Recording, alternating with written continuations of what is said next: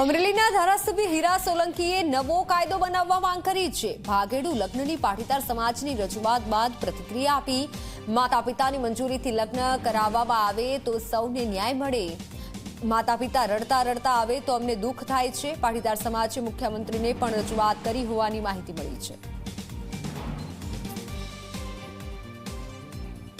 આવા કિસ્સાઓમાં જોયું છે, અમે પ્રત્યક્ષ નજરો નજર અને ઘણા કિસ્સાઓ પછી લગ્ન થઈ ગયા પછી દીકરીઓને પણ જોઈ છે અમે કે પછી દીકરી પછતાતી હોય અને પછી કહેતી હોય કે ભાઈ જે તે સમયે અમારે તે આ ભૂલ થઈ ગઈ છે, હવે આને પાછા પાટે લાવવા માટેના પ્રયત્ન અમારા સમાજના લોકો આગેવાનો કરતા હોય, બીજા સમાજના લોકો કરતા હોય ત્યારે પીડા થતી હોય કે મા બાપ જે દીકરા દીકરીઓને મોટા કરી અને અચાનક જ જ્યારે આવું પગલું ભરતા હોય ત્યારે મા બાપ કંઈક અપેક્ષા લઈને બેસ્યા હોય, દીકરા પાસે હોય દીકરી, અને મા બાપ ક્યારેય દીકરા દીકરીનું ખરાબ ન વિચારે।